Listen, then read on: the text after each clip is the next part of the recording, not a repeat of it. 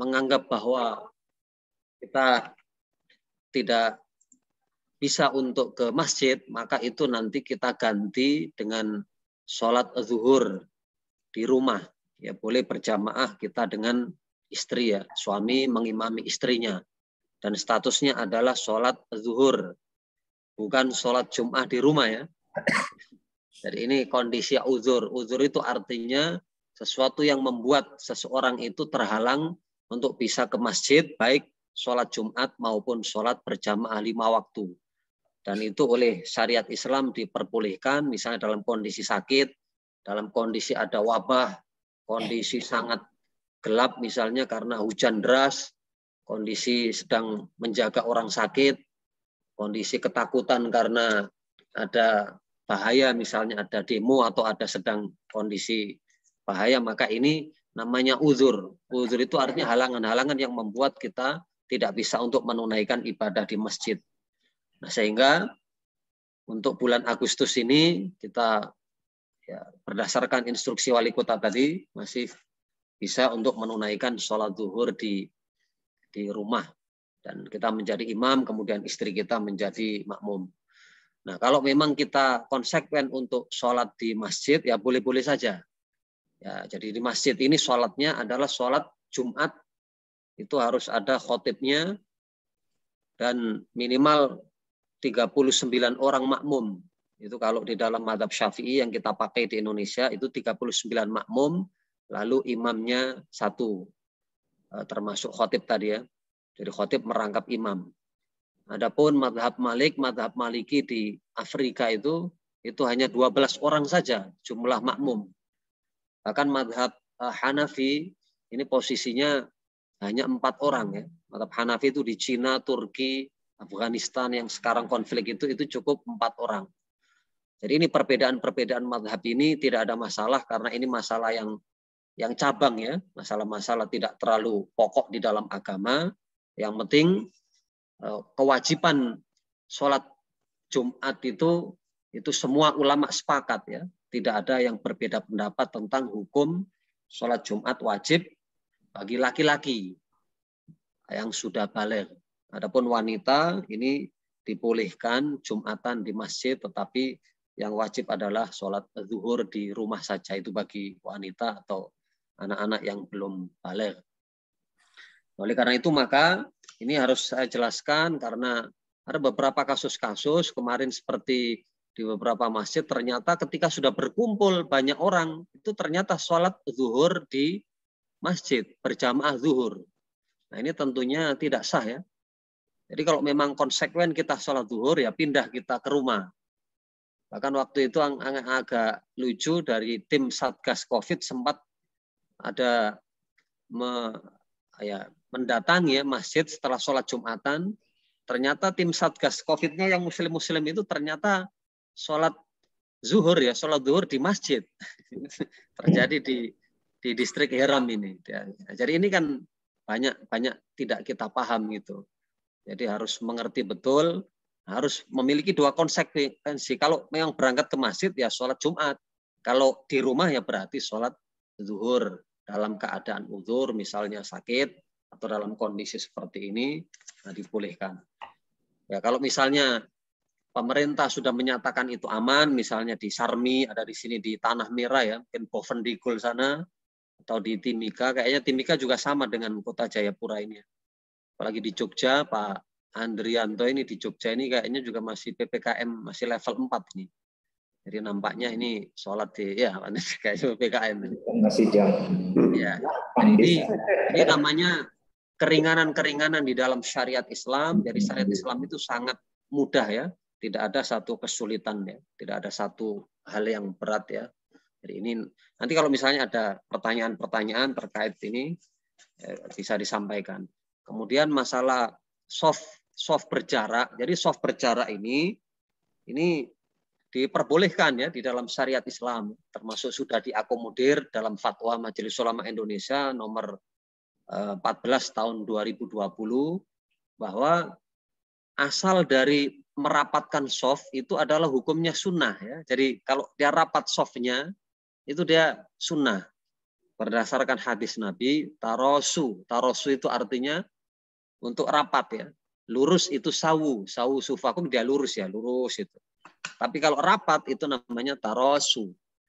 Nah, berdasarkan hadis tadi, maka para ulama menyimpulkan meluruskan dan merapatkan soft ini adalah hukumnya sunnah, bukan wajib.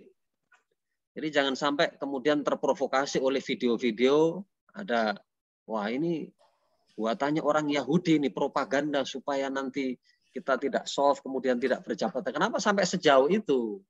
Ya, jadi ini masalah-masalah hukum Islam sebenarnya sederhana. Ya, kalau memang itu statusnya dibolehkan berjarak, ya berjarak saja. Dan itu dibolehkan karena ini hukumnya adalah sunnah. Berarti ketika softnya itu longgar, nah, nanti hukumnya jadi makro. Makro itu artinya ya lawan dari sunnah ya. Jadi ketika dilakukan boleh, tetapi mengurangi pahala itu dalam keadaan normal, dalam keadaan yang normal. Tetapi dalam keadaan uzur pandemi, maka statusnya tetap mendapatkan kesunahan.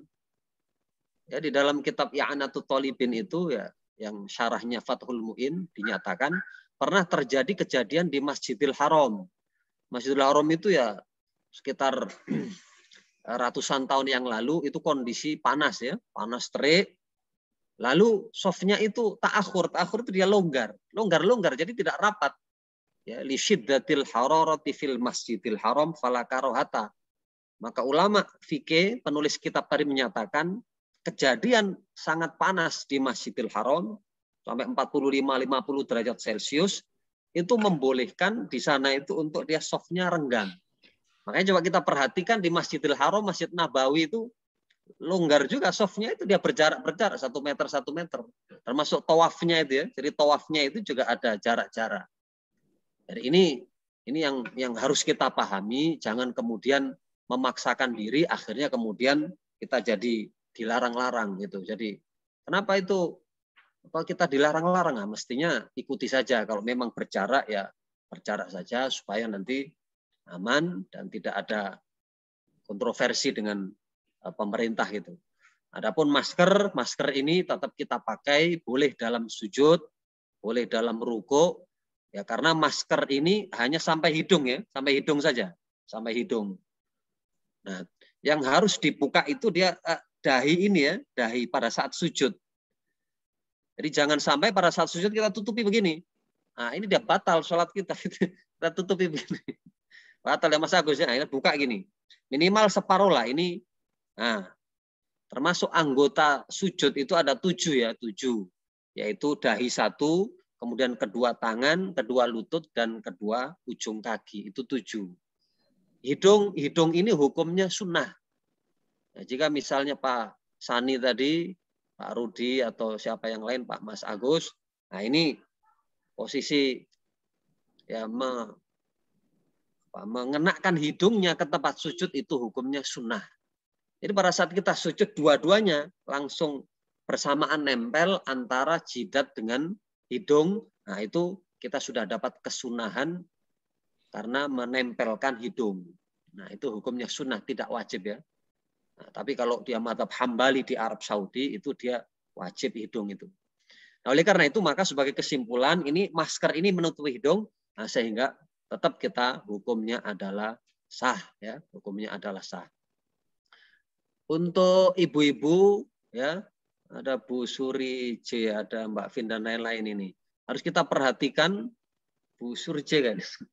Kalau kita sujud itu kita pakai mukena ya, kita pakai mukena. Maka mukena kita itu jangan kita jadikan tempat sujud. Itu dia tidak boleh. Ya. Sama kalau saya pakai surban begini, surbannya dipakai begini lalu sujud, ini tidak boleh. Maka surbannya harus dilepas, dijadikan sebagai sajadah. Nah itu boleh. Jadi ibu-ibu sholatnya itu sujudnya kepada sajadah, sujudnya. Jangan kemudian pada saat turun sujud dia sujudnya masih ke mukenanya itu. Nah itu nanti sholatnya menjadi tidak sah ya. Dari ibu-ibu ya, Mbak Mustalifah, Mbak Fitri, ada Bu Suri, Mbak Vin. Nah ini banyak pertanyaan dari ibu-ibu. Karena apa? Karena sesuatu yang kita pakai itu tidak boleh kemudian menghalangi tempat sujud. Nah, gitu ya. Jadi ini tentang ibadah-ibadah pada saat kita pandemi COVID seperti ini, penting saya sampaikan. Kemudian tadi pesan dari Mas Agus untuk bulan Muharram. Bulan Muharram ini termasuk bulan-bulan haram. Haram itu artinya terhormat ya. Hormat itu dia bahasa Arab ya. Ihtarama itu hormat, hormat gerak, hormat bendera. Nah, artinya dengan hormat itu kita ada larangan di situ. Dengan menghormati maka kita dilarang untuk menghina, untuk menginjak-injak bendera itu, untuk kita membakar bendera itu. Ya, itu asal kata dari hormat. Kita menghormati orang tua kita, maka kita tidak boleh mencela, mencaci. Nah, termasuk hormat bulan Muharram itu artinya dihormati karena dilarang, tidak boleh ada pertumpahan darah, tidak boleh ada peperangan. Dan bulan-bulan haram itu ada 4 ya. Kemarin mulai Zulqa'dah, kemudian Dzulhijjah, Muharram, dan nanti ada bulan Rajab. Nah, ini ada di dalam surat At-Taubah ayat 36 itu, minha arba'atun hurum wala tadzlimu fihinna anfusakum. Jangan kalian menzolimi. Ya, termasuk berbuat dosa di bulan-bulan ini itu jauh lebih besar daripada di bulan-bulan yang lain.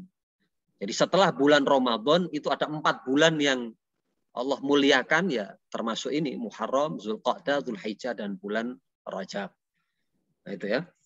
Kemudian seandainya kita kemarin sudah berpuasa, nah ini karena kita sudah melewati ini 10 Muharram ini Pak Agus ya.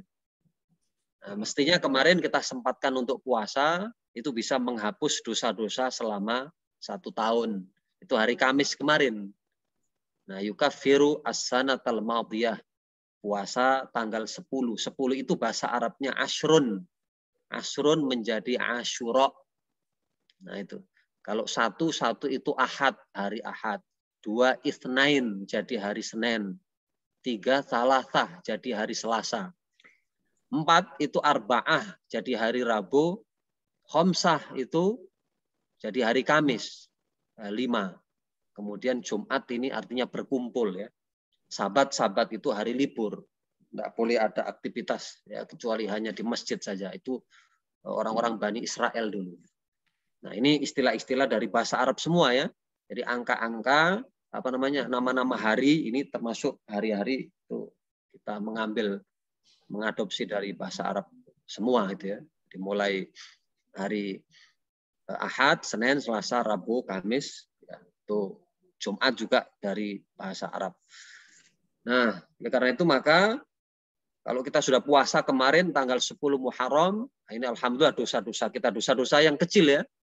Jadi misalnya kita tidak sengaja, Mas Agus mungkin lihat-lihat Facebook atau marketplace tiba-tiba ada iklan obat kuat di situ. Nah, ini kan kadang-kadang tidak sengaja. Nah, ini dosa-dosa yang ya itulah dosa mata ini, Masya Allah. Memang ini godaan-godaan banyak kita di media sosial ini. Yang penting ya mata ini harus betul-betul kita jaga dengan baik. Ya, itu betul-betul Allah menyuruh hati-hati kita ini kalau urusan mata. Ya, ada kullil mu'minina yaghuddu min absarihim. Ya, kalau bunga melati, bunga mawar, ya, misalnya ibu-ibu kita semua, itu boleh dilihat, silakan dilihat. Ya, kemudian boleh dicium. Yang dilarang itu mengambil bunga tetangganya. Itu tidak boleh. Hanya diperbolehkan melihat dan menciumnya. Itu kaitan dengan bunga dan pemandangan-pemandangan. Tapi kalau kaitan dengan lawan jenis, laki-laki, perempuan, laki-laki, ini dari awal sudah harus dijaga.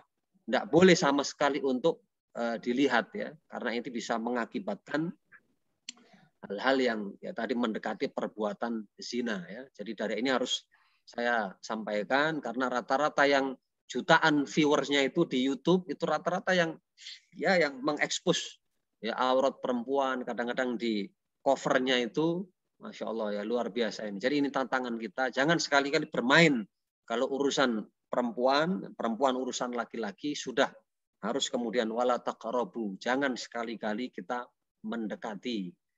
Ada togel-togel sekarang kanan kiri kita itu ya sio Taiwan, sio macam-macam itu banyak itu dosa-dosa besar itu. ya harus kita tinggalkan ya. Kemudian panti-panti pijat ini sekarang Jayapura sudah banyak, ada Suka-Suka, ada Diva, ada Bimung. Ya Mas Agus mungkin ya mampir-mampir ya, tapi jangan masuk Mas Agus. Nah, kita harusnya berhati-hati, itu dia prostitusi terselubung itu, pindahan dari Tanjung. Saya terakhir Tanjung sebelum ditutup itu 3 bulan saya ceramah Ramadan di sana, ada 30 ustadz kita kumpulkan. Nah, waktu itu sudah masuk malam, ternyata banyak yang ikut sholat taraweh pada saat itu, sekitar 50. Saya tanya ini, Pak Ustadz Takmir, ini mereka ini siapa ini? Apa penduduk sini? Iya Pak Ustadz, mereka ini ya PSK mereka sholat taraweh, setelah sholat taraweh praktek lagi. Biar aja Pak. Nanti Iya, Pak Agus cuma boleh lihat pelang ininya aja, pelang panci pijatnya aja. Jangan. Ya panci pijatnya itu. Itu kalau dia siang-siang Pak Rudi itu keluar pakai celana pendek itu, beli sayur. Itu rata-rata itu di Expo itu. Expo itu di pinggir jalan. Untungnya di Expo itu ada Masjid Nurul Huda yang besar itu loh, dekat panti-panti pijat itu. Ada tambahan 1 masjid lagi. Jadi ini artinya dosa-dosa besar, jangan sampai kemudian kita seperti togel juga itu, saya kemarin di lingkup orang Islam, itu yang pembelinya, konsumennya, penjualnya juga orang-orang Muslim banyak, dan anak-anak juga banyak di situ. Masya Allah, ini apalagi miras ini di kanan kiri, nah itu kodenya ada sayang itu, ada sayang, itu artinya ada miras. Saya diberitahu Pak Supraptono itu kan teman akrab saya, Kapolres itu kan pertama kali datang ke rumah itu. Ustadz ini tolong kita kerjasama gitu karena miras ini. Karena tidak bisa dilarang karena pemasoknya juga orang kuat di sini. Jadi ini dosa-dosa harus kemudian kita jaga, jangan sampai perzinahan. Ya, kalau dalam larangan itu Allah tegas, fala taqrabuha. Jangan sekali mendekati barang itu. Ya, perzinahan, togel, ya, perjudian, miras dan lain sebagainya. Nah, taruhan-taruhan itu kalau memang di situ dia bayar itu namanya taruhan. Jadi Pak Rudi, Pak Sani tadi misalnya kumpul langsung 100.000. Gitu. Lalu nanti ketika dia menang 5 orang itu ambil 500. Nah, itu namanya judi. Pergi pancing di Koya sana. Biayanya 200.000 kali berapa peserta. Nanti yang menang ambil uang itu namanya perjudian. Tidak boleh. Nah, yang dibolehkan bagaimana Pak Ustadz? Nah, bolehkan itu hadiah. Jadi Pak Sani tadi misalnya sama Mas Agus, sama Pak Rudi sudah kita sama-sama main badminton. Pokoknya nanti siapa yang kalah nanti dia mentraktir ya. Nanti taruh makan di mana begitu. Nah, itu boleh itu namanya hadiah. Ya, kalau seandainya nanti saya kalah, maka engkau akan saya kasih hadiah 500.000. Itu enggak apa-apa. Itu beda dengan taruhan. Tapi kalau taruhan dari awal, gerak jalan sehat, jalan santai, pesertanya 5.000. Per orang bayar 10.000. Nah, nanti hadiahnya door prize. Door itu artinya pintu, prize itu hadiah. Jadi hadiah pintu kulkas, lemari 3 pintu. Nah ini diambilkan dari situ hadiahnya, itu judi. Nah, yang bagus itu adalah cari sponsor. Bank Papua nanti kirim sponsor kulkas berapa gitu. Nanti dari bank ini, ya ini biasanya begitu kalau 1 Muharram itu. Nah itu hukumnya halal ya. Hukumnya halal, kita cari sponsorship. Nggak boleh kemudian kita ngumpulkan banyak orang, dia bayar 100.000 kemudian yang menang dikasih di situ. Jadi ini batasan-batasan perbedaan antara hadiah dengan perjudian. Ya. Perbedaan antara perzinahan tadi dengan anti pijat tadi, nah ini harus kita bedakan. Ya kalau pijat ini hukumnya boleh, tetapi yang mijeti ini sama-sama laki-laki.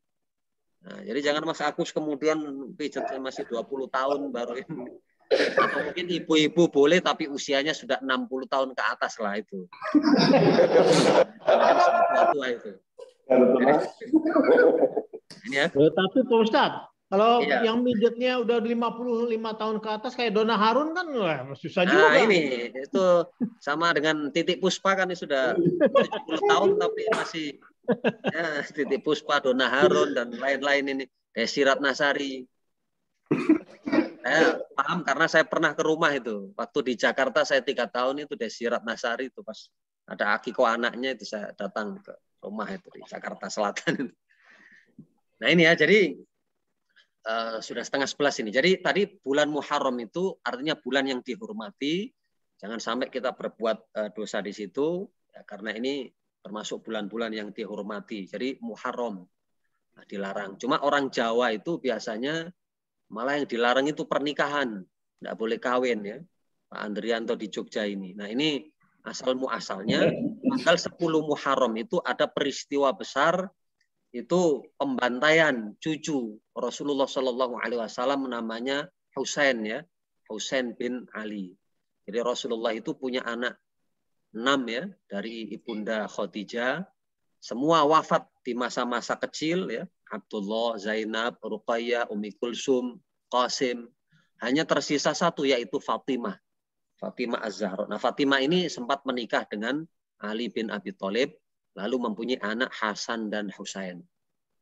Nah, ternyata pada tanggal 10 Muharram itu dipenggal kepalanya oleh Yazid bin Muawiyah, tempatnya di Karbala, di Iran sana itu.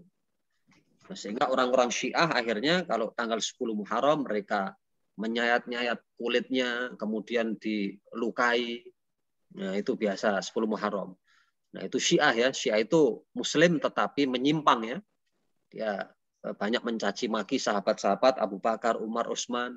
Kemudian ada nikah kontrak, nikah 1 jam, 2 jam itu diperbolehkan itu Pak Rudi, Pak Sani di Iran. Nah, itu dijual di pasar begitu. Silakan mungkin Bank Papua ingin studi banding di Bank Iran sana sekaligus lihat-lihat itu kayak dijual di pasar.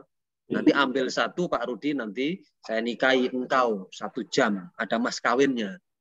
Nah itu banyak di sana di Iran itu. Nah di Indonesia ini termasuk aliran Ahlus Sunnah wal Jamaah, NU, Muhammadiyah, Persis, Perti, Wasliyah, seluruh ormas-ormas ini termasuk Ahlus Sunnah wal Jamaah yang bukan Syiah ya.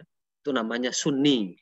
Jadi kita ini Sunni. Ya. Yang Syiah itu hanya Iran, kemudian Bahrain, kemudian Suriah, Irak ini sebagian. Nah, hanya kalau masuk ke Indonesia nanti jadi bikin ribut seperti nikah kontrak di puncak sana itu. Ini berbahaya karena ini prostitusi terselubung. Nah, maka karena dipenggal kepalanya, akhirnya kemudian kepalanya ini disimpan sekarang di Mesir ya. Waktu saya kuliah di Kairo 5 tahun itu sering saya berkunjung ke makam beliau, makam Husain bin Ali. Itu ada di Mesir sekarang. Nah, karena itu maka orang yang menyebarkan Islam pada saat itu dari Yaman, kemudian ke Persia. Persia ini ada Syekh Jumatil Kubro, kemudian ke Jawa, maka merasa, oh sudah kita jangan rame-rame, jangan hajatan, jangan kemudian besanan pada saat bulan Suro. Bulan Suro itu dianggap sebagai, wah ini tidak pantas. Nah itu karena sejarahnya tadi ya, penyebar-penyebar Islam itu menghormati, jangan sampai ada berkabung pada saat pembantaian dari cucu Rasulullah Shallallahu Alaihi Wasallam. Jadi kalau misalnya kita cari besan orang Jawa, Pak mohon maaf, kita kapan rencana pernikahan? Nah, saya inginnya bulan Suro. Wah itu bisa bahaya orang Jawa itu. Tidak boleh. Nah, itu kadang sudah adat istiadat. Karena masih ada 11 bulan yang lain, nah, kita pakai untuk 11 bulan yang lain lah. Nah, jadi adat istiadat itu boleh dipakai ya selama tidak melanggar aturan-aturan syariat. Jadi kalau besanan dengan orang Jawa yang masih ada bulan-bulan yang lain, jangan ambil di bulan Suro. Sama dengan orang Bugis, dengan orang Makassar, itu kita harus kasih panai. Jadi jangan protes. Kenapa ini naik terus tidak turun ini kan? Rusak itu akhirnya. Ini adat istiadat. Adat istiadat itu boleh selama tidak bertentangan dengan syariat Islam. Di Walesi dulu ketika masuk Islam, maka bakar batu itu dulu kan dengan babi. Ya, babi dibakar, ya adat istiadat bakar batu lah. Lalu ketika mereka ini masuk Islam, maka bakar batunya itu tetap ya, ada batunya kemudian dibakar, tetapi babi itu sudah diganti dengan ayam ya. Mungkin yang dari Wamena, ada cabang dari Wamena ini. Nah, sehingga di sini harus dirubah itu. Tidak boleh lagi memakai babi. Cuma yang masih ada itu adalah mas kawin ya. Mas kawin babi. Sampai sekarang masih ada. Saya pernah ditelepon kepala KUA-nya di sana di Wamena. Itu Nah, Pak Ustadz bagaimana ini tentang mas kawin babi? Ya, saya tidak bisa, haram itu. Terus tidak sah nanti akad nikahnya. Maka sebaiknya itu kasih ada tambahan. Jadi ambil uang atau cincin 5 gram, 2 gram, kemudian uang misalnya 1 juta. Nah, sebagai tambahan maka binatang babi tadi. Karena babi itu termasuk kehormatan, dianggap sebagai ini penghormatan antar suku terjadi pernikahan. Dan sampai detik ini, itu tidak bisa hilang itu di Wamena itu, di pegunungan Jayawijaya sana itu. Maka saya sampaikan, sudah tidak apa-apa. Yang penting untuk keabsahannya itu, supaya ditambah dengan mas kawin 1 gram cincin atau mas kawin apa tadi uang. Ini harus ada. Nah, ini namanya pelan-pelan ya. Kita tidak bisa kemudian menghilangkan itu secara drastis. Nah, ini tentu saja ya dengan pelan-pelan ya bagian-bagian dari adat tradisi. Nah, bagaimana Ustadz kalau koteka? Nah, koteka ini aurat laki-laki ini kan dia antara pusar dan lutut ya.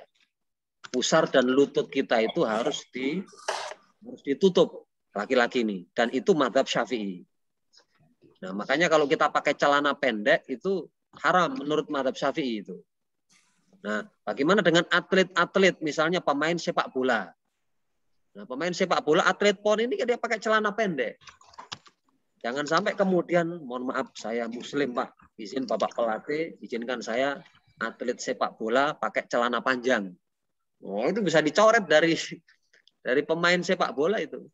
Nah, maka kita boleh memakai mazhab Maliki itu aurat laki-laki hanya kemaluan depan dan kemaluan belakang saja. Jadi kita bisa memakai celana pendek, tetapi itu ya khusus yang ada keperluan lah ya. Tadi misalnya atlet dan lain sebagainya, kita ikut mazhab Maliki. Ya, karena yang auratnya itu hanya kemaluan depan dan belakang saja. Nah, tapi kalau koteka ini kan tidak bisa itu, mazhab Maliki tidak bisa. Masih ada gondal-gandulnya itu kan dia masih ini ya. Jadi ini perbedaan-perbedaan ya masalah aurat itu. Nah, kalau perempuan ini seluruh tubuhnya kecuali wajah dan telapak tangan. Nah, mazhab Hanafi ada tambahan sedikit yaitu telapak kaki. Jadi ibu-ibu boleh memperlihatkan telapak kakinya. Itu dispensasi. Jadi tidak harus pakai kaos kaki terus ya. Tapi kalau kita ikut mazhab Syafi'i di Indonesia ya harus pakai kaos kaki. Nah, rata-rata ibu-ibu majelis taklim dan yang lain-lain itu rata-rata tidak pakai kaos kaki itu boleh. Ya, boleh menurut mazhab Hanafi. Jadi ini keringanan-keringanan lah ya. Nah, dan ini berlaku baik posisi sholat atau di luar sholat. Jadi sholat itu tidak harus pakai mukena. Yang penting bajunya menutup aurat ya itu sudah termasuk dari menutup aurat ya. Jadi kadang-kadang ibu tidak sholat, wah ini nanti mukenanya. Nah, padahal bisa kita pakai ya apa saja selama itu dia menutup aurat. Nah, ini ya. Nah, jadi itu sejarah-sejarah adat istiadat ya. Dari adat istiadat Jawa seperti itu. Ya, kemusyrikan itu pelan-pelan enggak boleh. Kemudian sesajen. Akhirnya sesajen itu diganti dengan sodako. Sudah mana ini kalian masak beras nasi, nah, nanti kemudian kita baca doa. Doa apa? Doa selamat. Jadi namanya selamatan. Nah, selamatan itu dia strategi para wali-wali untuk supaya kemusyrikan itu akhirnya jadi halal. Jadi ya sudah ini nanti setelah selesai baca doa dimakan. Tapi jangan ditaruh di pojok-pojok untuk danyang-danyang, untuk jin-jin. Nah, itu yang musyrik itu tidak boleh. Maka dimakan kemudian supaya berkah jadi berkatan dibawa pulang. Nah, itu sejarahnya. Nah, sehingga kita ini yang hampir mayoritas agama Hindu. Ada candi Prambanan ya di Jogja itu dan candi Buddha di Borobudur itu ya. Nah, akhirnya kemudian pelan-pelan kemudian jadi mayoritas Muslim tanpa adanya pertempuran, tanpa adanya pertumpahan darah. Orang-orang heran itu orang Indonesia itu kenapa kok bisa Muslim ya? Dulu itu Hindu Buddha sampai seperti itu, sampai kanibal makan manusia juga itu. Nah, ternyata strateginya pelan-pelan dengan sistem dakwah. Sunan Kalijogo ada gending-gending dan lain-lain.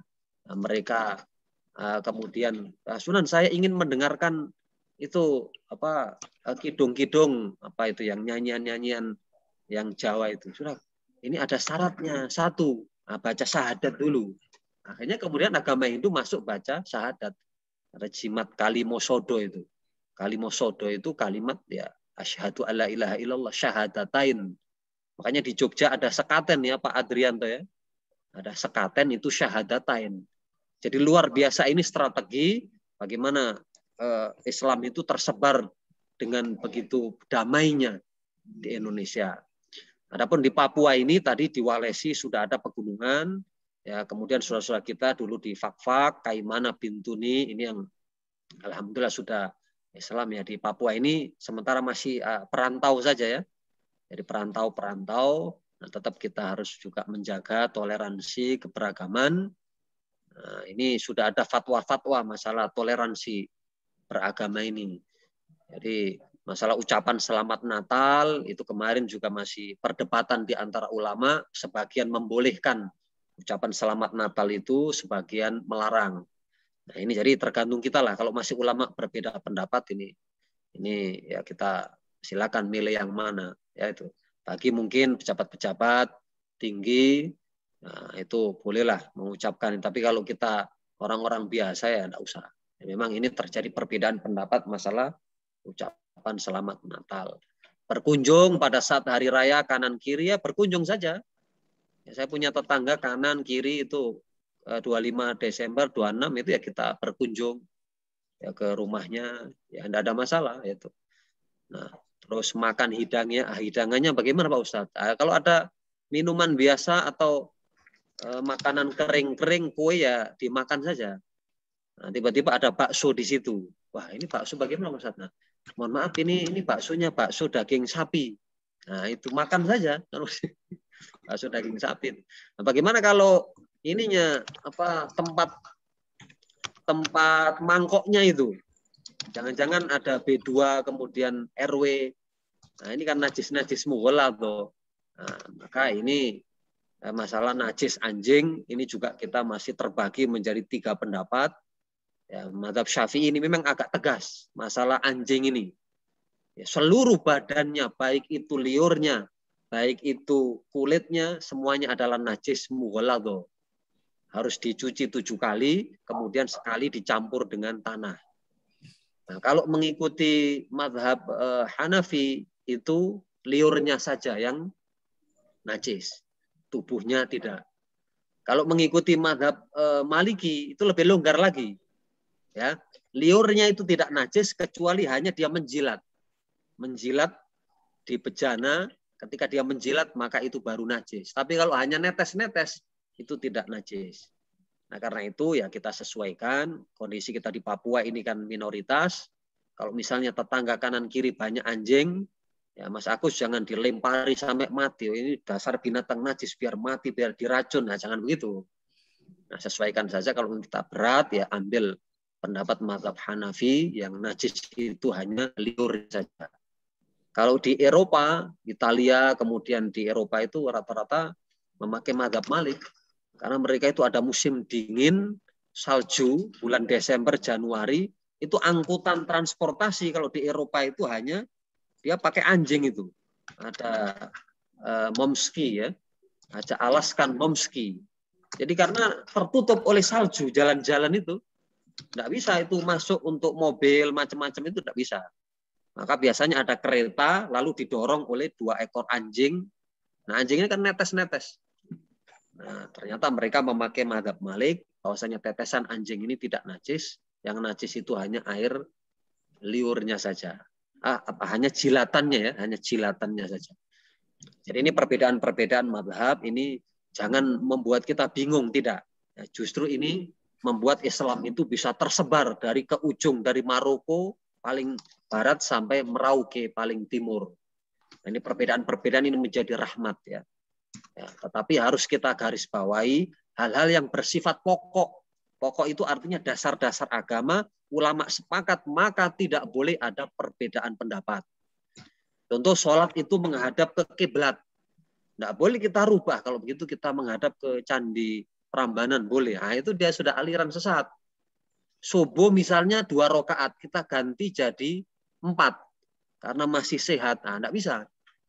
Laki-laki jadi imam, perempuan makmum. Tiba-tiba kemudian ya ibu-ibu, Bu Suryati tiba-tiba, saya jadi imam saja. Nanti suami menjadi makmum. Karena saya yang paling pinter bacaannya ini. Nah, tidak boleh dirubah-rubah begitu.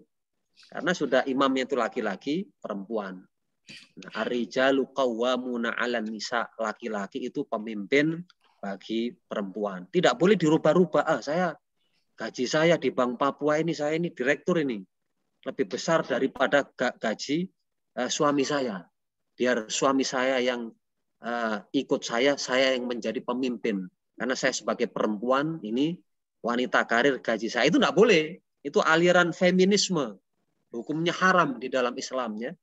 Karena Allah menegaskan di dalam surat An-Nisa itu walir rijali alaihinna darajah. Walir rijali dan laki-laki ya alaihinna atas perempuan itu mempunyai tinggi 1 derajat. Derajat kepemimpinan. Jadi sebagai pemimpin rumah tangga itu tidak boleh dikudeta. Nah, sudah kita gantian saja. Ini bapak ini kan gajinya sedikit. Nah, ini kurang ajar ini. Ini tidak boleh ini. Jadi tidak boleh diotak-atik. Ini aliran feminisme itu ada. Sekarang itu gender itu. Tidak terima warisan. Kenapa laki-laki warisan 2? Kita perempuan warisan 1. Kalau begitu sama rata. Ini namanya kurang ajar begini. Ini melanggar ayat Al-Quran. Lidzakari mislu hadzil unsayain. Laki-laki waris bagian 2, perempuan bagian 1. Nah, karena laki-laki itu harus memberi nafkah, harus membeli mas kawin. Makanya dinamakan mas kawin, karena yang memberi itu adalah laki-laki. Kalau seandainya yang memberi perempuan namanya mbak kawin.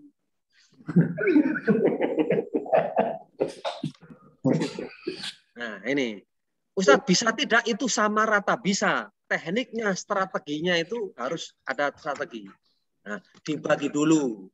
Misalnya Pak Sani, Pak Rudi tadi bagian anak laki-laki 2. Punya saudara perempuan, berarti saudara perempuannya 1. Nah, sudah, dibagi dulu syariat Islamnya. Setelah itu, Pak Sani, Pak Direktur Kepatuhan, manggil adiknya perempuan. Misalnya namanya Aisyah sini. Aduh, ini bagian saya 2 ini waris. Nah, saya kasih kepada engkau bagiannya 1 kali bagian. Nah, ujungnya sama itu nanti. Nah, itu niat sodako. Nah, itu. Jadi setelah nanti Pak Sani, Pak Rudi, Pak Andrianto nanti dapat bagian warisan 2 itu, baru nanti silahkan bersodako. Sini, adikku yang perempuan, yang cantik sini. Kamu kan sudah agak miskin, suamimu juga miskin. Nah, ini bagian saya kasih. Begitu tekniknya.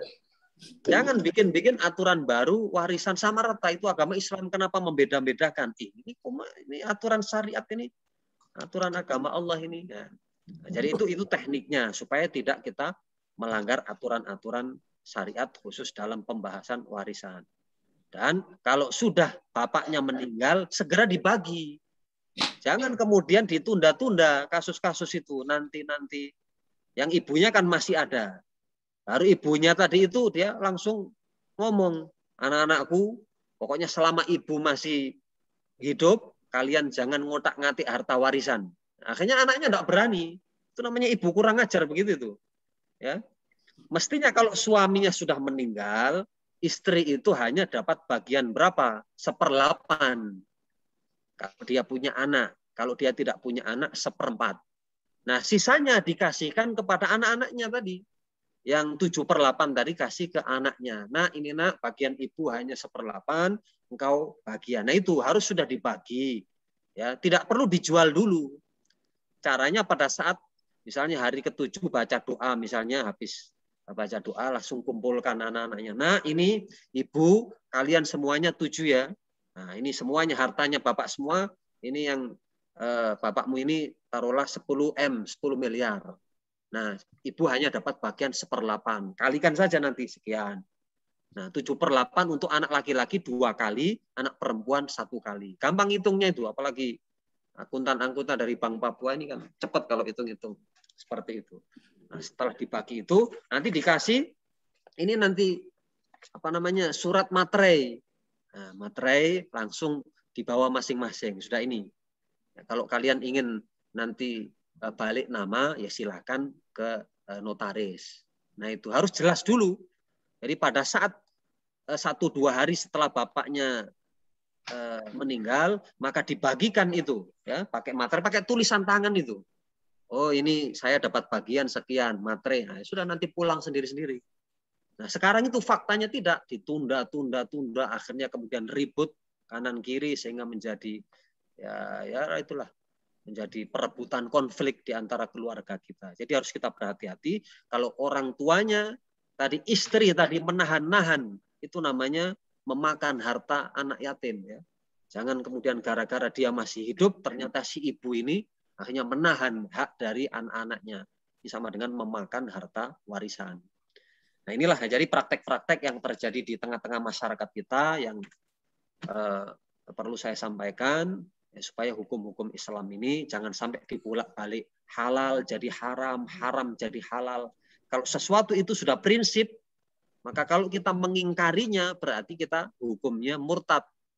Ya, murtad itu ya kita mengingkari yang haram dihalalkan, halal diharamkan. Kenapa kamu tidak sholat subuh? Ah, siapa nyuruh sholat subuh ini? Tidak ada sholat subuh. Nah, padahal dia muslim, maka dia sudah murtad itu. Ya, tapi kalau hanya malas-malesan itu namanya fasik. Ya, kenapa kamu tidak sholat subuh? Ah, kayaknya saya agak malas-males ini. Kamu sholat hanya berapa kali? Setahun 2 kali. Idul Fitri dan Idul Adha. Nah, itu namanya fasik. Fasik itu artinya dia muslim, tetapi berdosa besar, tetap dimakamkan di pekuburan muslim. Tapi kalau dia mengingkari kewajiban puasa, dia mengingkari kewajiban sholat, mengingkari kewajiban haji, menghalalkan perjudian, menghalalkan miras, menghalalkan perzinahan, ya, sebaliknya yang halal jadi haram, ya, halal jadi haram, dibolak-balik begitu. Nah ini hukumnya adalah murtad, ya. Murtad itu artinya keluar dari agama Islam, harus cepat-cepat dia bertaubat, ya. Jadi ini aturan-aturan hukum syariat, jangan sampai kemudian itu jadi perpaduan antara syariat dengan adat itu. Ya, boleh kita akui adat istiadat, tetapi jangan sampai bertentangan dengan hukum-hukum syariat. Selama itu masih sesuai, maka ini kita praktekkan. Ya. Udah mau jam 11 ini, ya. Mungkin nanti jam 11.15 lah, boleh, ya, karena kita juga siap ada khutbah Jumat juga itu. Jadi begini yang Mas Agus, barangkali mungkin nanti ada tanya jawab, ya, dari Bapak Ibu sekalian, ya, terkait dengan misalnya tadi ibadah di masa pandemi dan kemudian tentang bulan Muharram, ya, ini bulan-bulan yang dihormati supaya nanti kita tetap akhirnya amal ibadah kita ini masih konsisten lah di bulan-bulan Muharram ini, jangan sampai kemudian kendor, ya. Saya kira begitu Mas Agus, mungkin kita buka pertanyaan atau mungkin siapa yang ada di room chat di situ. Pertanyaan-pertanyaan. Demikian, ya. Assalamualaikum warahmatullahi wabarakatuh. Waalaikumsalam warahmatullahi wabarakatuh. Terima kasih, Ustaz.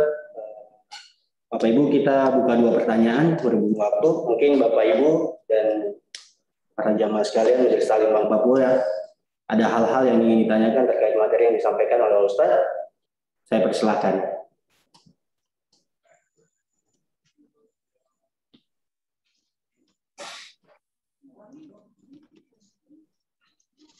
Ada Bapak Ibu? Siapa tahu kemarin ada yang terlewat puasanya atau menanyakan amalan lain di bulan Muharram? Ya, langsung saja Pak Ibu, mungkin, ya, langsung aja. Katakan langsung dibuka ini. Ya, Bu Suryati, ya. Silakan Bu Suryati, ya. Assalamualaikum Pak Ustadz. Misalnya begini Pak Ustadz, dalam satu keluarga itu sebelum suami atau istri meninggal, harta semua sudah dihibahkan atas nama anak dan istrinya. Berarti dia sudah nggak ada harta untuk waris. Itu boleh nggak Pak Ustadz? Terima kasih. Ya Mas Agus, mungkin langsung saya jawab dulu, ya. Biar jadi Bu Suryati, jadi akad atau transaksi dalam hukum Islam itu bervariasi. Bervariasi itu artinya kita diberikan kebebasan. Kalau orangnya sudah meninggal, orangnya sudah wafat, maka itu namanya waris. Jadi harus meninggal dulu. Jadi meninggal, nanti ada perawatan jenazah, ada hutang piutang, diselesaikan dulu. Jadi nanti dari hartanya itu berapa untuk perawatan jenazah, untuk memakamkan, untuk bayar hutangnya berapa. Baru sisanya itu dibagi harta warisan karena dia sudah meninggal. Nah, selain itu ada akad atau transaksi yang lain yang sebelum meninggal. Ya, tadi sampaikan Bu Suryati namanya akad hibah. Jadi anaknya dikumpulkan semua sama istrinya. Wahai istriku, ini engkau kan ulang tahun. Maka rumah, kamu tahu rumah yang ada di Sentani itu rumahnya siapa? Enggak tahu, Pak. Ya itu rumahnya orang, jangan dibahas-bahas kalau di Sentani. Nah, ini maksudnya ada rumah yang lain itu saya hadiahkan. Hadiah atau hibah itu sama ya. Itu juga ada pahalanya di situ. Maka seketika itu berpindah tangan kepemilikan rumah itu kepada istrinya. Anaknya dikasih mobil, anaknya dikasih ini semuanya sehingga habis semuanya, maka itu hukumnya boleh, hukumnya sah dan akadnya namanya akad hibah. Nah, sehingga yang tersisa misalnya hanya sandal jepit saja, ketika dia meninggal maka sandal jepitnya itu aja yang nanti diwaris. Nah, ini jadi silahkan kalau misalnya hibah, kalau misalnya jadi sebenarnya itu lebih baik lah daripada nanti anak-anaknya rebutan harta warisan. Nah, itu yang bagus harus segera balik nama. Jadi balik nama itu enggak usah mungkin ke notaris dulu. Ada materai ya, materai mungkin 10.000 atau apa, bahwasanya kepemilikan rumah sekian ini berpindah tangan dihibahkan dari pihak satu si bapak kemudian kepada anak. Nah itu. Nah dengan adanya itu anaknya ngerti semua pembagian itu. Nah sehingga nanti bisa diurus untuk ke notaris untuk balik nama. Nah itu. Jadi kelemahan dari kita itu tidak tercatat ya. Karena dalam Islam itu menyuruh untuk dicatat. Itu kalau kita administrasi kemudian akuntansi dalam agama itu juga ada pahalanya di situ. Ya Pak Sani ya, Pak Direktur ya. Jadi kalau Pak Direktur ini kemudian dengan seluruh staf bagaimana kita kerapian administrasi, hutang piutang, pencatatan. Nah, itu hukumnya sunnah dan ada pahalanya di situ. Jadi artinya motivasi kita untuk bekerja ini juga ada nilai-nilai pahalanya. Dengan tadi kita membukukan ya, jadi pembukuan aktiva, pasifa, akuntan dan sebagainya. Jadi Allah berfirman, "Idza tadayantum bidainin ila ajalin musamman faktubu." Jika untuk transaksi hutang piutang atau transaksi sewa menyewa yang lain maka itu ditulis. Nah, sehingga tulis menulis kerapian administrasi tersebut itu hukumnya sunnah dan ada nilai-nilai pahalanya.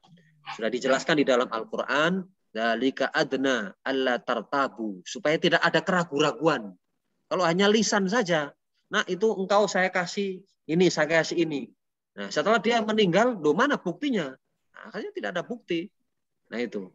Wa adna lisyahada, dan seandainya ada persaksian-persaksian itu nanti bagus ya. Jadi ini supaya bukti-bukti. Mungkin kita lebih paham lah kalau di Bank Papua ini masalah administrasi keuangan itu artinya kita ada pahalanya di situ. Jadi begitu Bu Suryati ya, artinya boleh kita menghibahkan, boleh kita menghadiahkan, ya usahakan segera balik nama dan supaya tahu semua. Jangan sampai kemudian terjadi konflik di antara keluarga gara-gara masalah harta warisan. Terima kasih. Ya. Yang lain silakan. Baik, terima kasih Ibu dan Ustadz. Mungkin satu lagi, Bapak Ibu ada yang ditanyakan? Ya, izin Mas Agus. Ya, boleh Bu, silakan. Baik, Assalamualaikum warahmatullahi wabarakatuh. Izin Pak Ustadz bertanya. Sebagaimana yang tadi Pak Ustadz jelaskan, untuk pakaian sholat ya bagi wanita, selain daripada mukena, kita bisa menggunakan pakaian gamis, artinya pakaian panjang yang penting menutup aurat selain wajah maupun telapak tangan. Nah, bagaimana kalau kita jalan nih, ceritanya kita ke mall, memakai pakaian panjang tidak membawa mukena tadi ya. Nah, kita menggunakan untuk sholat. Sementara pakaian tersebut sudah kena ini istilahnya terselip debu ataupun kita nggak tahu apakah kena najis atau dan lain-lain di mall tersebut. Nah, kira-kira gimana itu Pak Ustadz? Mohon penjelasannya. Terima kasih. Assalamualaikum warahmatullahi wabarakatuh. Baik, waalaikumsalam warahmatullahi wabarakatuh. Bu Nini ya, Nini Renstra ini. Namanya Renstra kayak rencana strategis begitu ya. Pak, benar Pak, dari divisi perencanaan strategis Pak. Oh, ini ya, perencanaan strategis ya. Baik, Bu Nini, masalah aurat ya, aurat masalah sholat dan di luar sholat hukumnya adalah sama ya. Jadi seluruh tubuhnya kecuali tadi wajah dan telapak tangan. Jadi pakaian apa saja kita boleh dalam sholat itu. Kalau mukena itu kan biasa orang Indonesia. Kalau di Arab Saudi, saya pernah tinggal di Mesir 5 tahun, mereka enggak pakai mukena. Kayak macam abaya namanya itu ya. Jadi los begitu ya. Jadi bukan mukena. Menutup. Di Arab Saudi juga begitu, hitam-hitam, itu di Mekah Madinah itu ya tetap menutup aurat ya. Jadi intinya itu menutup aurat saja. Itu sudah sah. Kemudian masalah najis. Najis ini adalah sesuatu yang memang membuat tidak sahnya kita sholat. Najis itu diantaranya kotoran-kotoran ya. Kotoran manusia, jadi kencing. Kemudian air madhi. Madhi itu kalau ada syahwat itu dia muncul madhi ya. Kalau air mani ini sperma ya. Itu hukumnya suci. Suci itu air mani sperma itu mayoritas ulama menyatakan suci. Dasarnya itu ada hadis Nabi Rasulullah Shallallahu Alaihi Wasallam pernah bajunya itu mau dicuci sama istrinya Aisyah radhiyallahu anha. Ternyata ada bekas air mani di situ. Ya, bekas-bekas sudah kering lalu dikorek ya, korek. Kuntu afrukul maniya min thawbin Nabi. Summa dhahaba ila sholat. Aku pernah mengkorek bekas air mani di jubahnya Rasulullah SAW, kemudian beliau pakai untuk sholat. Berdasarkan hadis ini, maka para ulama menyatakan sisa-sisa air mani, sperma, misalnya kita berhubungan suami istri, nah ini hukumnya suci. Jika misalnya tidak ada sarung yang lain, lalu kita pakai untuk sholat subuh, nah itu boleh kita pakai. Tapi jangan meletakkan yang sarungnya itu di belakang. Nanti makmum yang bagian belakang ini, astagfirullah ternyata ini. Jangan itu. Nah ini, jadi air mani hukumnya suci. Nah, yang najis tadi adalah kencing, kemudian buang air kecil besar, kemudian madhi tadi ya. Madhi itu karena syahwat. Kalau wadi itu apabila dalam keadaan angkat-angkat berat, itu najis juga. Kotoran-kotoran binatang semuanya itu hukumnya najis ya. Binatang-binatang ya, termasuk ayam, kemudian dan lain sebagainya, itu hukumnya najis. Nah, selain itu ya dianggap suci. Contoh misalnya kita ingus pilek begitu, pilek kita sedang sholat, tiba-tiba kita mengusap dengan sapu tangan, nah itu suci. Ya dahak kadang-kadang kalau di Indonesia mungkin jarang ya, tapi kalau kita di Arab sana itu sering orang-orang Mesir itu kalau misalnya gitu, nanti dia bawa sapu tangan, langsung dia meludah di situ, di sapu tangannya dimasukkan lagi di sakunya. Nah, kalau di Indonesia kan kurang ajar begitu. Ya, jadi ingus, dahak, ludah, nah ini hukumnya adalah suci, tidak ada masalah. Yang najis itu hanya air liur pada saat bekas-bekas kita tidur. Jadi bekas tidur ini hukumnya adalah najis. Jadi misalnya bangun tidur ini di bantal itu tiba-tiba ada peta-peta gitu, peta Sulawesi, peta Kalimantan. Nah, itu nanti sarung bantalnya kita ambil, kita cuci. Nah, itu najis ya. Kemudian kalau pas Jumatan kita mendengarkan khotib biasanya kan ngantuk ya. Nah, bagi yang ngantuk. Jadi kalau sudah ma'asyiral muslimin, nah, sudah mulai tidur. Sampai kemudian komat baru bangun. Kenapa ini? Terlalu cepat ini sholatnya ini. Padahal tidur dari awal sampai akhir. Maka tidurnya kalau dia pantatnya itu dia mengena kepada lantai, maka ini tidurnya hukumnya ya suci ya, tidak membatalkan wudhu. Tapi kalau sudah bersandar ke tembok, bersandar ke tiang, atau sudah delosor, maka delosornya itu akhirnya batal wudhunya. Kemudian kalau delosor itu artinya pokoknya delosor ya ke depan itu ya, menelungkup, lalu dia ada air liurnya. Nah, air liurnya itu hukumnya najis. Nah, tapi kalau tidurnya itu duduk begitu. Misalnya Mas Agus sedang menunggu sholat isya atau Jumatan, tiba-tiba duduknya itu bagus begitu. Nah, kemudian netes-netes di situ, tes begitu. Nah, itu suci Mas Agus, tidak apa-apa. Nah, ini ya. Jadi jangan menjadi alasan Bu Nini ya. Jangan menjadi alasan, oh itu debu-debu itu suci. Tanah itu hukumnya suci. Ya, jadi kita sholat di mana saja, itu mau di pinggir jalan, mau di jalan, mau di debu-debu, selama itu tidak ada kotoran, tidak ada bekas-bekas tai babi, tai ayam, tai onta, dan lain sebagainya. Nah, itu hukumnya suci. Orang Indonesia itu kadang-kadang terlalu ribet. Aduh, nanti sholat bagaimana. Itu jangan-jangan begitu. Ya, kalau di negara-negara yang lain itu di bandara-bandara banyak sekali sudah tidak ada sajadahnya, dia langsung sholat saja. Ya, itu ini memang keistimewaan umat Rasulullah Shallallahu Alaihi Wasallam, bahwasanya tanah ini dijadikan suci. Ju'ilatil ardu lana tahuron wa masjidan. Kata Nabi, dijadikan tanah itu sebagai tempat sujud dan tempat yang suci. Itu sabda Nabi itu. Saking begitu gampangnya kita sholat itu di mana-mana. Jadi jangan sampai alasan, aduh saya nanti di perjalanan. Ya perjalanan turun dulu. Tidak ada air, kalau misalnya hanya ada air mineral, ya sudah air mineral satu kali.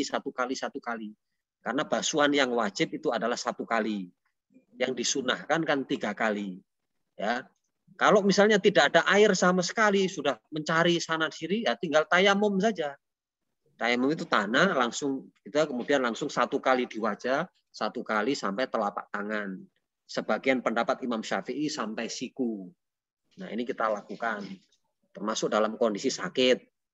Kadang-kadang sering kita itu sakit, diopname, kemudian tidak sholat. Apalagi kalau dia sampai meninggal begitu, ditanya, berapa lama dia diopname rumah sakit sampai meninggal? 1 bulan, Pak Ustadz. 1 bulan sholat kah tidak? Tidak sholat. Astagfirullah. Itu kan siapa yang menjaga itu? Mestinya kalau dia sakit, itu tayamum saja, dibawakan tanah ke rumah sakit. Nanti sholatnya itu sholat sambil duduk, sambil berbaring. Nah, itu nanti sholatnya bisa digabung. Sholat jamak, zuhur 4 rakaat, setelah itu tayamum lagi. Lalu nanti sholat asar 4. Nah itu sakit begitu, itu boleh. Dan tayamumnya 2 kali. Nah itu, kalau wudhu bisa langsung berkali-kali. Jadi misalnya contoh, dia sakit tapi masih bisa berwudhu. Nah ini gimana ini, saya kok agak susah ini sholatnya ini. Ya sudah sambil duduk, nah nanti 4 rakaat zuhur, setelah itu 4 rakaat asar. Dijamak, gabung, boleh. Yang tidak boleh itu dikosor. Jadi jangan dua-dua. Kosor, jamak kosor itu hanya dalam perjalanan. Jadi Pak Direktur Kepatuhan misalnya pergi ke Sarmi, nengok kantor cabang di sana sudah 8 jam Sarmi itu. Nah, kalau angka 80 kilo itu sudah masuk, boleh kita jamak kosor.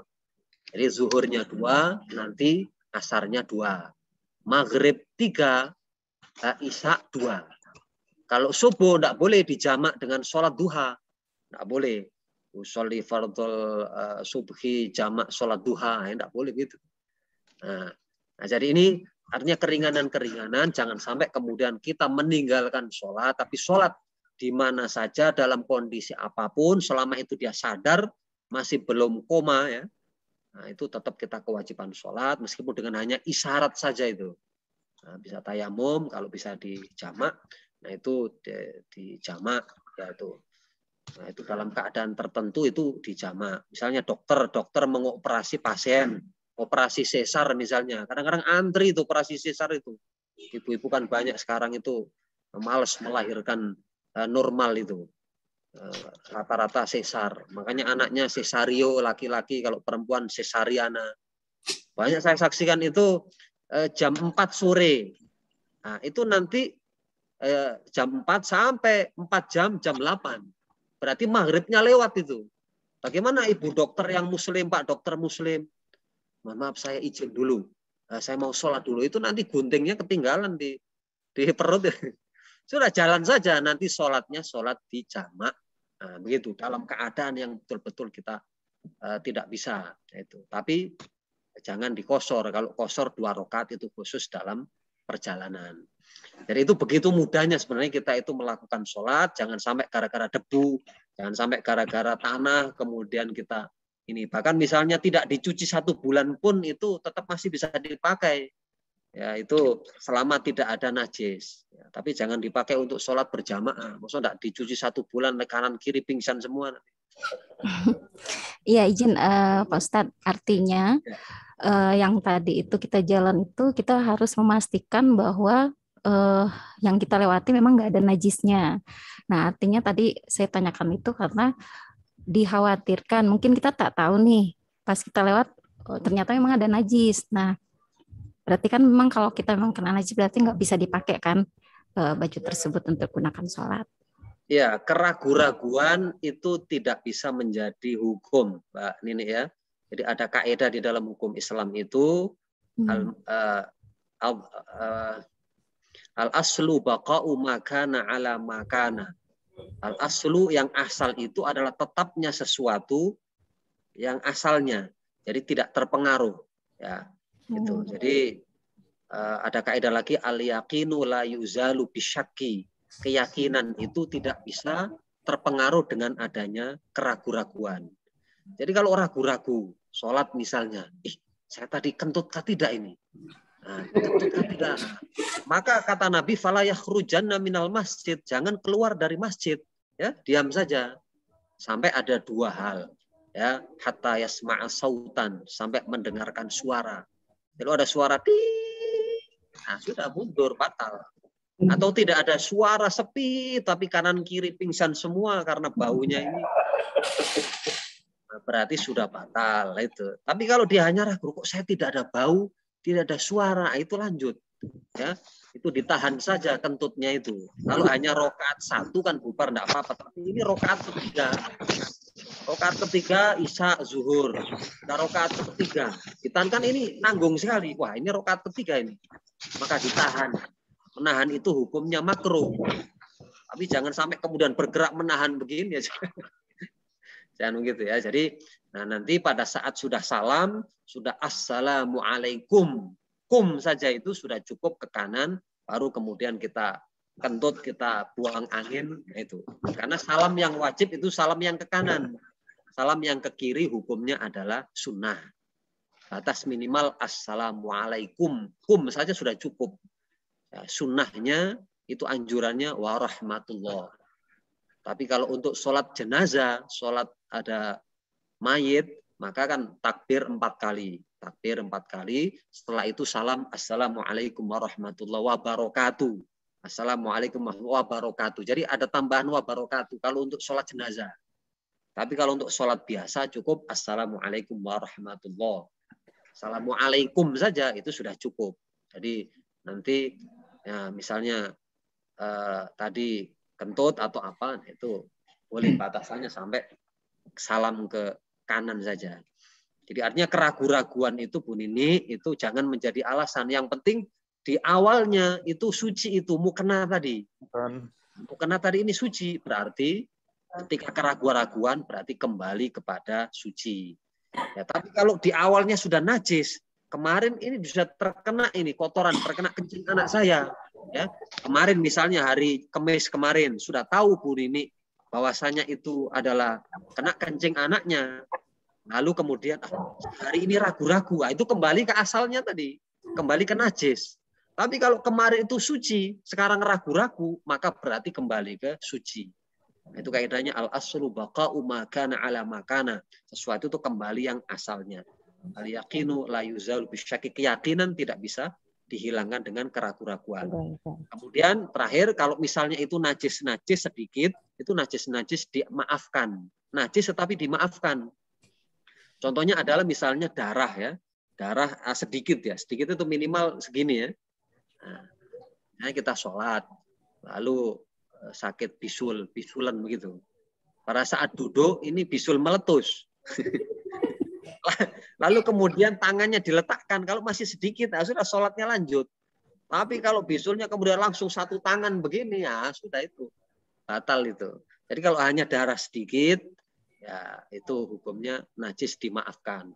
Termasuk debu-debu beterbangan, itu kita tidak bisa mendeteksi debu-debu ini dia najis kah tidak. Nah, maka di situ dianggap tidak najis ya, karena ini sesuatu yang debu, kita tidak tahu di mana asalnya. Nah, itu. Jadi ini keringanan najis yang dimaafkan. Itu pun ini ya. Jadi jangan sampai kemudian was-was begitu. Was-was itu artinya nanti najis. Tidak ada. Selama itu tidak ada bukti najis, maka tubuh kita kemudian pakaian kita menjadi. Itu pun ini ya. Baik, makasih Ustaz. Assalamualaikum. Assalamualaikum warahmatullahi wabarakatuh. Gimana Mas Agus? Baik Ustaz, mungkin kita akhiri untuk sesi tanya jawab. Mungkin kita lanjut dengan doa, berhubung waktunya juga sudah menunjukkan pukul 11.20. Ya, nanti kalau ada pertanyaan-pertanyaan nanti di WA saja Mas Agus. Banyak orang-orang kalau tanya di WA saja, mungkin ada nomor saya nanti ya. Baik Ustaz. Saya bertanggung jawab ini ketua bidang fatwa ini. Kalau MUI meneruskan MUI Provinsi Papua ada fatwa, pasti saya mengkonsep itu ya. Baik, kita tutup dengan doa. Mudah-mudahan ilmu kita ini mendapatkan berkah, bisa kita amalkan dalam kehidupan sehari-hari, dan mudah-mudahan kita senantiasa bisa istiqomah beribadah, menjaga iman Islam kita, dan istiqomah di tengah-tengah kesibukan. Jangan sampai sesibuk apapun lalu kita meninggalkan sholat. Ya, jangan sampai itu. Jadi ini harus kita tegaskan.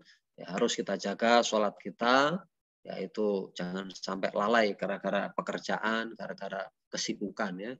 Dan seandainya kemudian dulu 5 tahun kita tidak sholat, 5 tahun kita ini nakal, kemudian sekarang baru tobat, maka sholat kita itu harus diqodho. Qodho itu artinya dilihat misalnya 5 tahun, setahun 365 kali 5 tahun berapa itu? Kali 5 kali sholat. Maka segera dibayar. Caranya membayar dengan qodho. Sholli fardhu subhi raka'ataini qadhaan. Nah, itu terus diingat berapa tahun. Terus itu seluruh ulama sepakat, tidak ada dispensasi, tidak boleh bayar apa-apa kecuali harus dia melakukan sholat. Bangun kesiangan, sholat subuh misalnya jam berapa, kita bangun jam 7. Maka segera kita ambil air wudhu, sholli fardhu subhi raka'ataini qadhaan. Qadhaan, bukan kesiangan lillahi ta'ala gitu. Jadi ini saya ingatkan, banyak pertanyaan dulu, saya banyak dosanya Pak Ustadz, tidak sholat sekian, maka sekarang tobat, maka harus diganti. Qadho termasuk puasa Ramadan juga harus diqadho. Kecuali mu'alaf ya, mu'alaf ini dapat dispensasi. Hari ini baca syahadat, asyhadu alla ilaha illallah, asyhadu anna rasulullah, maka sholatnya dulu tidak ditagih ya, itu. Termasuk perempuan apalagi dalam kondisi haid, menstruasi, maka sholatnya itu dapat dispensasi. Ya. Adapun puasanya harus dibayar kalau puasanya. Nah, ini jadi tidak ada keringanan apapun untuk melakukan sholat kecuali tadi mu'alaf dan wanita yang haid atau menstruasi. A'udzubillahi minasyaitonir rajim. Bismillahirrahmanirrahim. Alhamdulillahirabbil alamin. Allahumma shalli wa sallim wa barik ala sayyidina Muhammad wa ala alihi washabihi ajma'in. Allahumma ja'al jam'ana hadza jam'an marhuma wa tafarruqana min ba'di tafarruqan ma'suma. Ya Allah, jadikan ya Allah pertemuan kali ini pertemuan yang bermanfaat, Engkau berkahi ya Allah. Dan berikanlah kami ya Allah kesehatan, berikan kami perlindungan dari segala macam virus-virus ya Allah, bahaya mara bahaya. Amin. Berikan kami kekuatan ya Allah bisa bekerja ya Allah dengan sebaik-baiknya ya Allah, untuk bisa beramal soleh.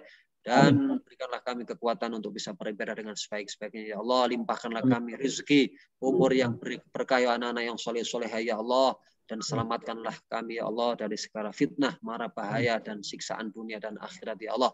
Rabbana atina fid dunya hasanah wa fil akhirati hasanah wa qina adzabannar. Wa sallallahu ala sayyidina Muhammad wa ala alihi wa sallam. Subhana rabbika rabbil izzati amma yasifun. Salamun al mursalin walhamdulillahi rabbil alamin. Assalamualaikum warahmatullahi wabarakatuh. Waalaikumsalam warahmatullahi wabarakatuh.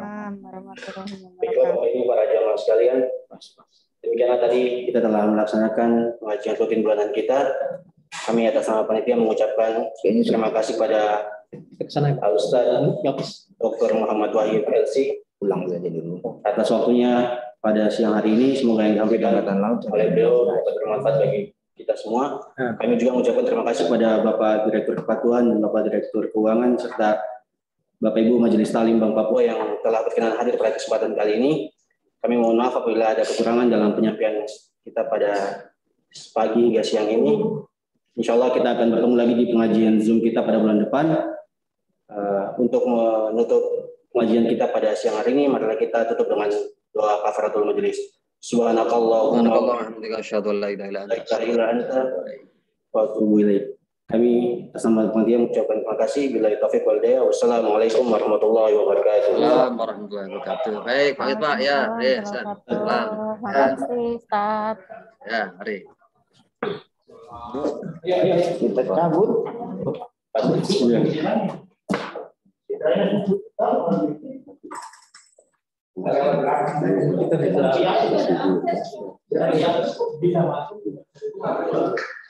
Bisa masuk.